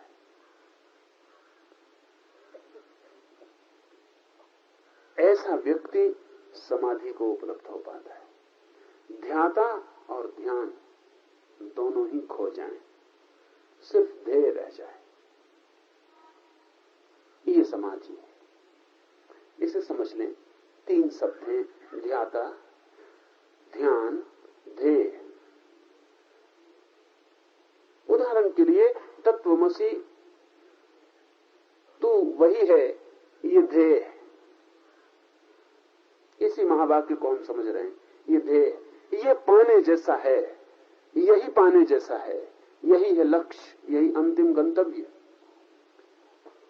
फिर मैं हूं जो ध्याता है, जो इस ध्येय को सोच रहा है, इस ध्येय को विचार रहा है, इस ध्येय की अभीप्सा कर रहा है, इस ध्येय के लिए प्यासा है, आतुर है, कैसे इस ध्येय तक पहुंच जाए। ध्येय है वह मैं ही हूं, ये मैं हूं ध्याता, इस ध्येय की तरफ जा रही चेतना। और जब ध्याता ध्येय की तरफ दौड़ने लगता है और सारी तरफ दौड़ बंद हो जाती है, बस एक ही दौड़ रह जाती है चेतना की ध्येय की तरफ, तो उस दौड़ का नाम ध्यान है। जब चेतना की सारी धारा ध्येय की तरफ एकजुट होकर बहने लगती है, अलग अलग 25 धाराओं में नहीं बहती, सभी तरफ से चेतना इकट्ठी होकर एक ही धार बन जाती है और ध्येय की तरफ तीर की तरह बहने लगती है सतत। इस बहती हुई चेतना का नाम ध्यान है। समाधि, उपनिषद कहता है कि जब ये ध्यान सारे के सारे प्राणों को उलीचकर ध्येय में डूब जाए,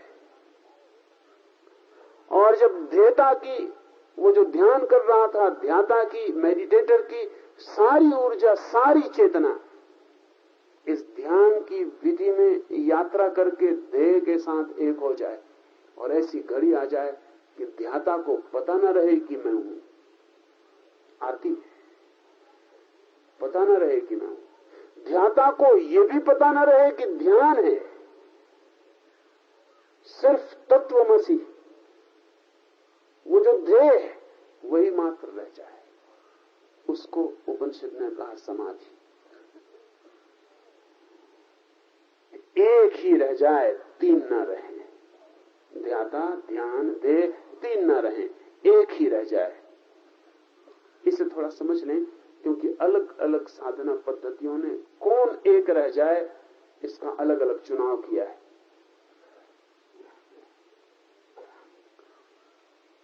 उपनिषद कहते हैं ध्येय रह जाए, ध्याता और ध्यान खो जाए। महावीर कहते हैं ध्याता रह जाए, ध्यान और ध्येय खो जाए, आत्मा भर रह जाए, शुद्ध मैं रह जाऊं। विपरीत मालूम पड़ता है। सांख्य कहता है ध्याता और ध्येय दोनों खो जाएं, ध्यान रह जाए, सिर्फ चैतन्य रह जाए, सिर्फ बोध, सिर्फ अवेयरनेस। लगता है कि बड़ी विपरीत बातें हैं, जरा भी विपरीत नहीं। और पंडित बड़ा विवाद करते रहे। पंडितों के विवाद बड़े हास्यास्पद, हंसने योग्य। बड़ा विवाद करते रहे, विवाद होगा भी। जो शब्द को ही समझते हैं वो विवाद करेंगे कि तीनों तो विपरीत बातें हैं। उपनिषद कहते हैं ध्येय रह जाए, कोई कहता ध्यान रह जाए, कोई कहता ध्याता रह जाए। तो समाधि क्या है फिर? ये तो 3 तरह की समाधि हो गई। और अगर ध्येय रह जाए ये समाधि है, तो ध्याता रह जाए वो फिर कैसे समाधि होगी? तो तय करना पड़ेगा सही समाधि कौन सी है। 2 गलत होंगी, 1 ठीक होगी। पंडित शब्दों में जीता है, अनुभवों में नहीं। अनुभव का बड़ा मजा और है। ये तीनों एक ही बात है। क्यों? क्योंकि ये तीनों के साथ एक मजा है कि 2 खो जाएं, कोई भी 2 खो जाएं, 1 बच जाए।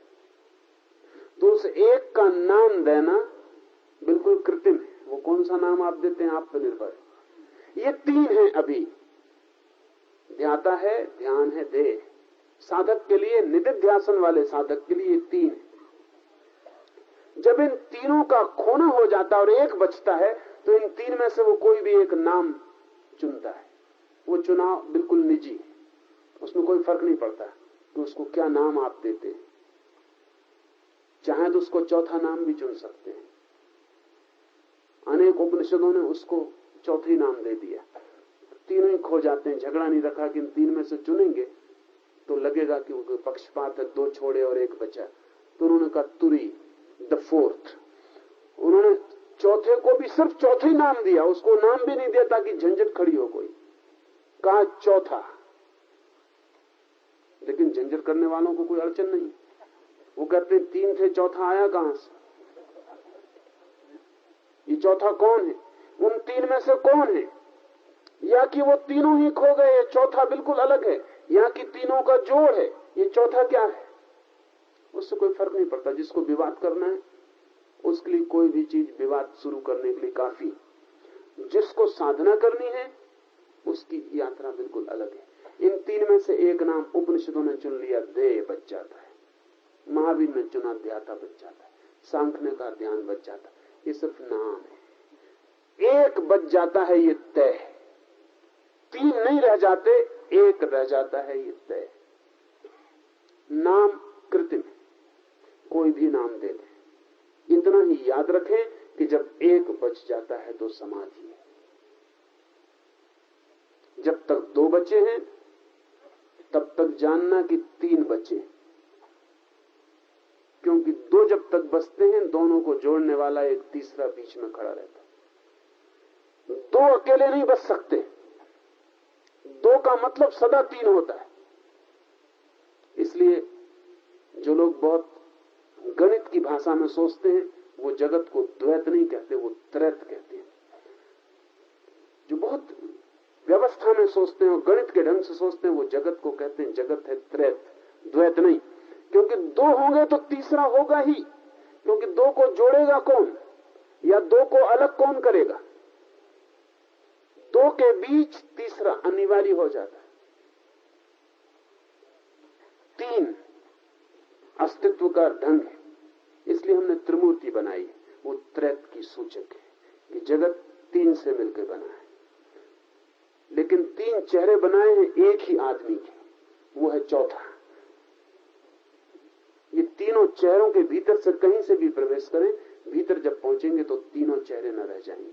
लेकिन साधक जहां से प्रवेश करेगा वहां से पसंद करेगा, कोई विष्णु के मुंह से प्रवेश करे भीतर, कोई ब्रह्मा के, कोई महेश के। तो जहां से वो प्रवेश करेगा वही नाम, वो जो भीतर पहुंचेगा तो दे देगा चौथे को, कहेगा कि विष्णु, कहेगा कि महेश, कहेगा कि ब्रह्मा। मगर भीतर पहुंच के तीनों चेहरे खो जाते हैं, भीतर कोई चेहरा नहीं, भीतर एक है। ये त्रिमूर्ति सिर्फ मूर्ति नहीं है, ये हमारी परम साधना की निष्पत्ति है। तीन है, आखिरी छलांग के पहले तीन बच जाते हैं, ध्याता, ध्यान, देह। और इन तीन में से जिसने छलांग लगाई एक बच जाता है, उसे जो नाम देना चाहे मर्जी, नाम से कोई अंतर नहीं पड़ता। न देना चाहे मर्जी, चौथा कहना चाहे सुंदर, कुछ न कहना चाहे चुप रह जाएं, उससे बेहतर कुछ भी नहीं।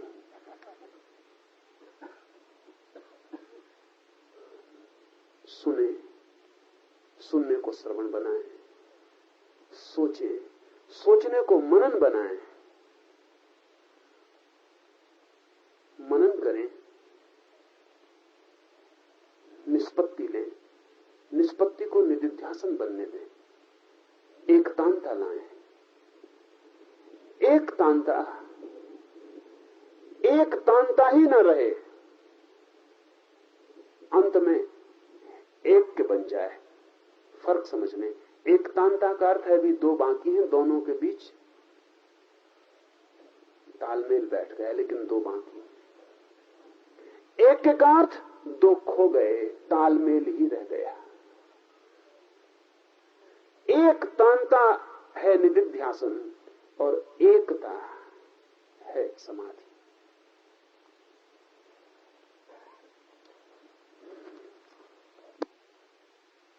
Uses 4 words as 4 steps. 4 steps towards the unknown. The first is Shravan. Shravan means right listening. Not just listening, but right listening. We listen. Everyone listens. But right listening is a rare achievement.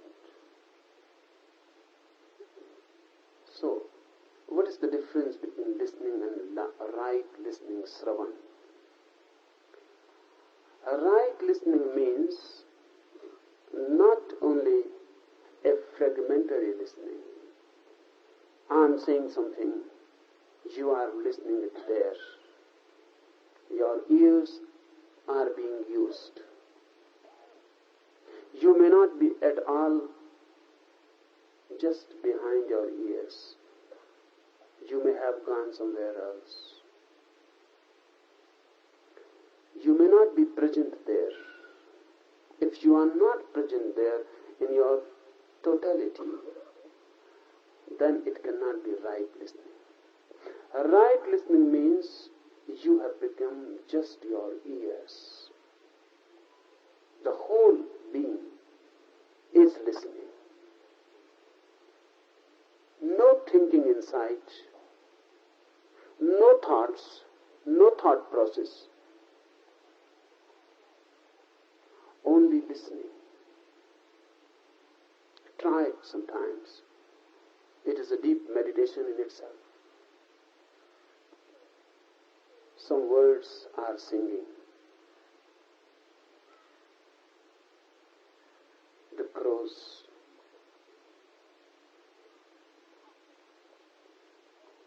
Just become listening. Forget everything. Just be the ears. The wind is passing through the trees. The leaves are rustling. Just become the ears. Forget everything. No thought process. Just listen. Become the ears. Then it is right listening. Then your whole being is absorbed into it. Then you are totally present. And Upanishads say that the esoteric ultimate formulas of spiritual alchemy cannot be given to you unless you are in a moment of right listening.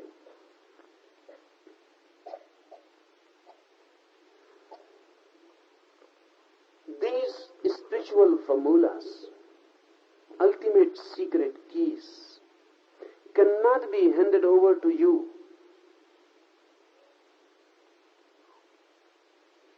as you are, unconscious of yourself, fragmentary, partial, listening but not present there.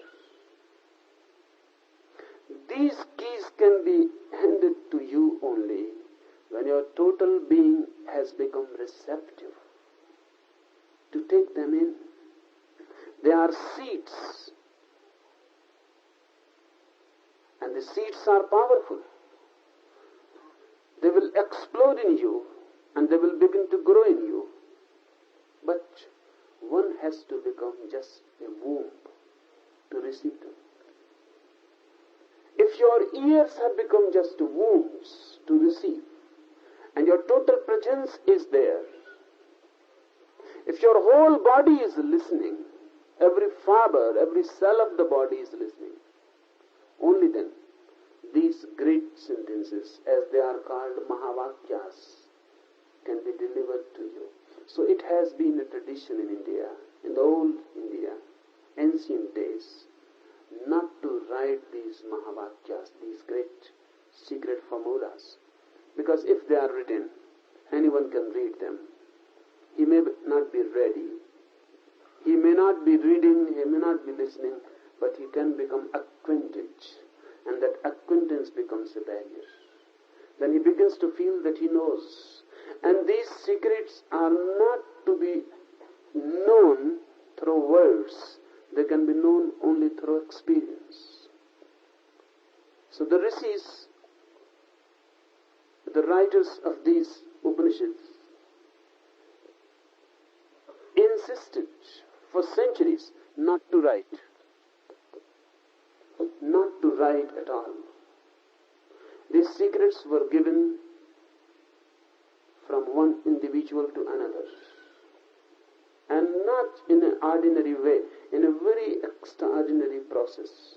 A teacher, a master will give these secrets to a disciple. And the disciple must wait, sometimes for years. Just be near the master, forgetting himself completely. Just becoming attention, just being attentive. Whatsoever the master says to listen, whatsoever he orders to do, just be obedient, serve, and remain there. Constantly remaining in the presence of the master and waiting for the right moment. And the disciple cannot decide when the right moment is.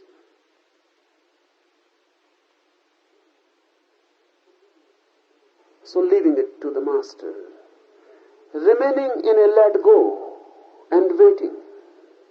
And suddenly one day,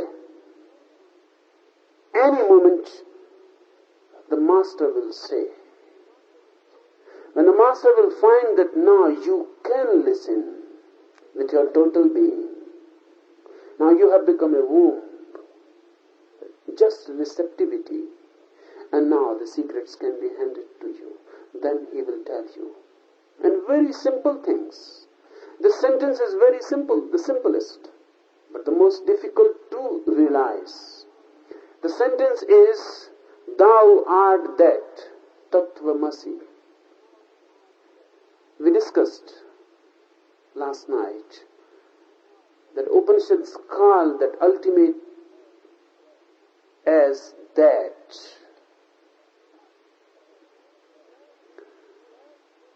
So that is there, you are here. What is the relationship? What is the bridge between the two? This sentence says, thou art that. That is not far away from you, it is just within you. It is a within beyond. It appears very far away because you have not recognized it. Otherwise, it is just here and now within you. You are that. This is a very simple sentence. Even a small child can understand it and learn it. But it takes lives and lives to realize it. Thou art that. I am that. To realize this, that my being is one with the universal being. To realize that my being and universal being are not two things, but one. How to realize this? The first step is right listening. Listen to the master in a right way. And right way means listen to the master with your total being, with your total receptivity. Become just ears. Only then you can understand.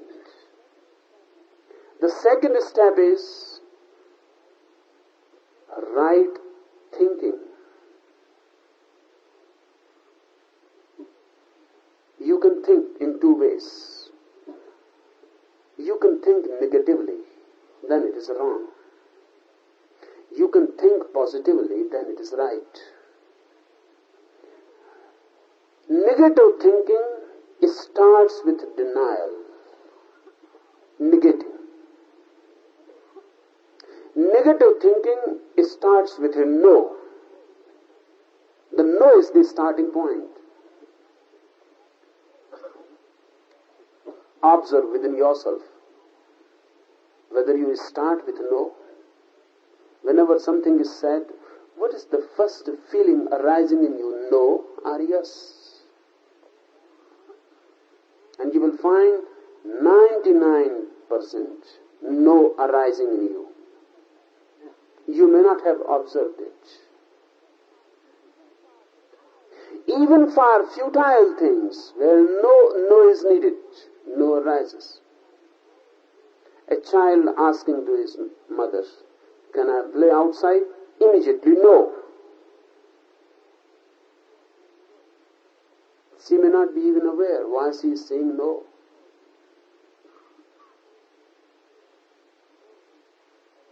No is our basic attitude. Why? Because with no, you feel you are somebody. The mother feels she is somebody. She can say no. The child is negated. The child's ego is hurt and mother's ego is fulfilled. No is ego fulfilling. It is food for the ego. That's why we train ourselves in saying no. Move anywhere in life and you will find everywhere no sayers. Everywhere. Because with no, you feel authority. You are someone, you can say no. To say yes, sir, you feel inferior. You feel that you are someone subordinate, nobody. Then only you say yes, sir. Yes is positive and no is negative. Remember this, no is ego fulfilling. Yes is the method to discover the self. No is strengthening the ego. Yes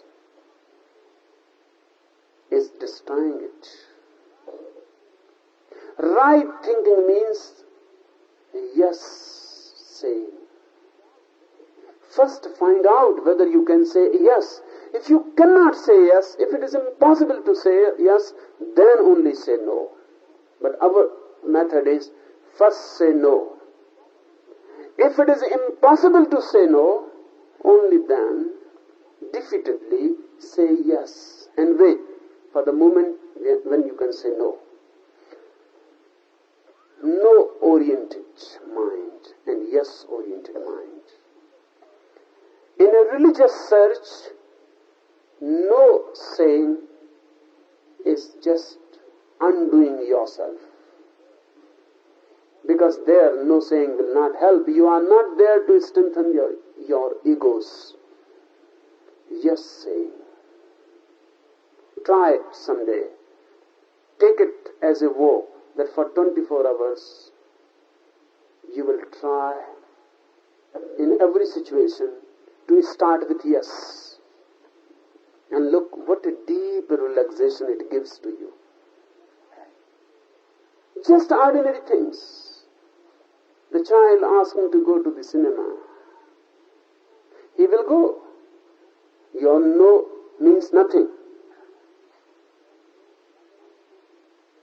Rather on the contrary, your no becomes inviting. Your no becomes attractive.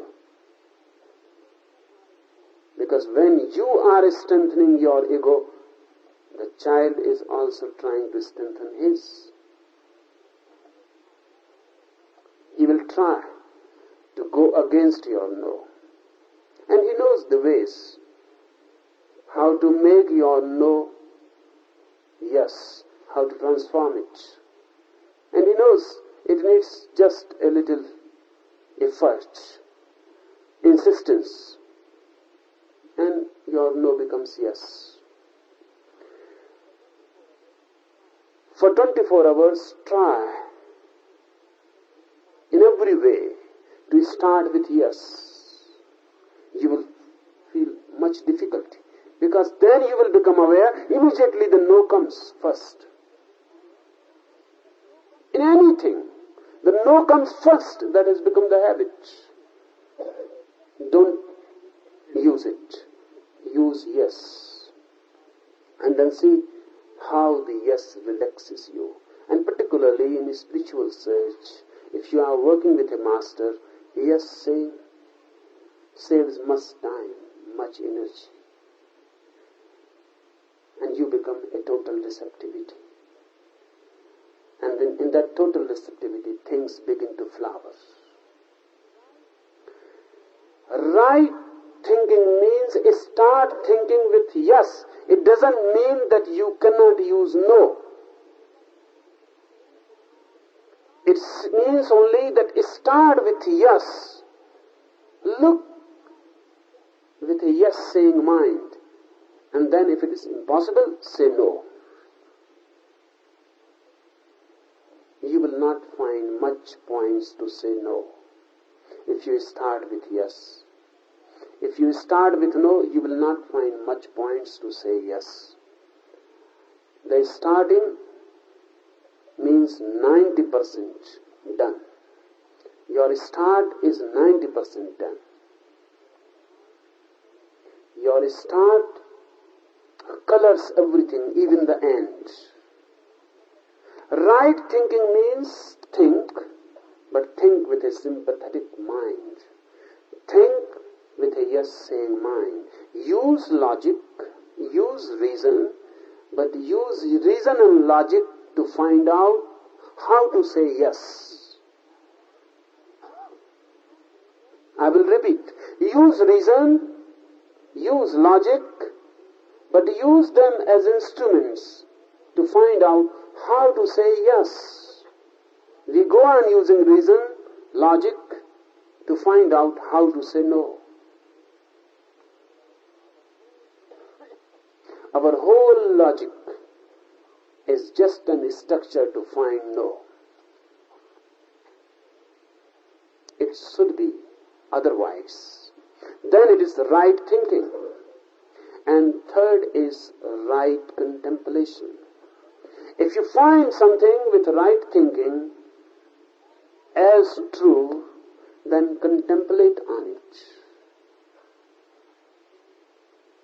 Then meditate on it. Then try to find out some harmony between you and it.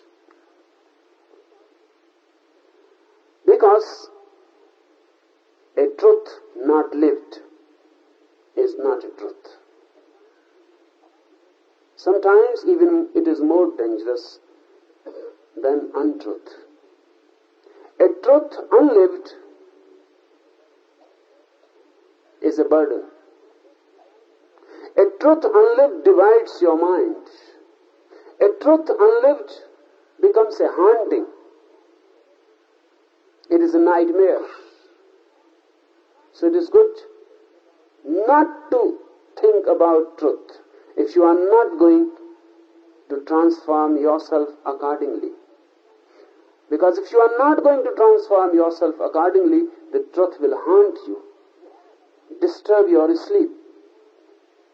You will become more uneasy. You will have to suffer much unnecessarily. So if you are ready to change yourself according to the truth, only then contemplate on it. Otherwise it is dangerous. And don't play with dangers. It is playing with fire.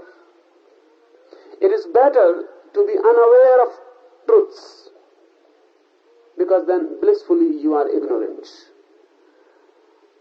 Ignorance has a certain bliss. The moment you begin to contemplate, that bliss will be discharged. Uneasiness will come to you.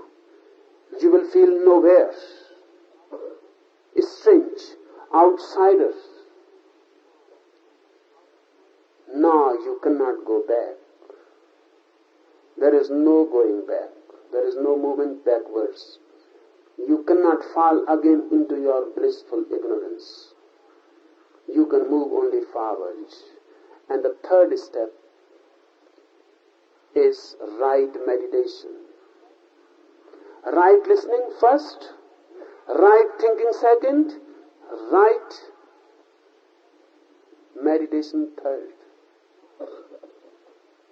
Now, whatsoever you have found, whatsoever you have encountered into right thinking, meditate on it. Try to create a bridge between you and it. Try to be like it yourself. Transform yourself accordingly. Become a shadow of it and follow it. Unless you do this, the truth will remain just intellectual. It will not become your bones. It will not become your blood. It will not become your heartbeats. It will not be your being. Contemplate, meditate, go on meditating. Remember this, that you become that which you meditate. If you constantly meditate upon anything, by and by you will be transformed by your meditation. You will become like that. Meditation transforms you. Remember the truth found in right thinking. Meditate upon it. Create some harmony between you and the truth. Don't go on carrying it in your head. Let it go deep. So deep that you begin to feel a certain oneness with it. I say certain oneness. You cannot feel at the third step to be totally one with it. A certain oneness, a similarity, a certain attunement, but not total oneness. That total oneness comes at the fourth step. That fourth is samadhi. Right ecstasy.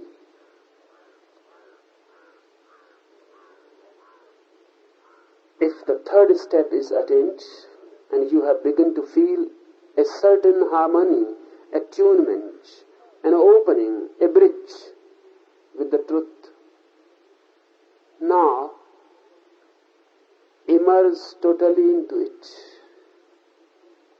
Samadhi means the remaining of only one.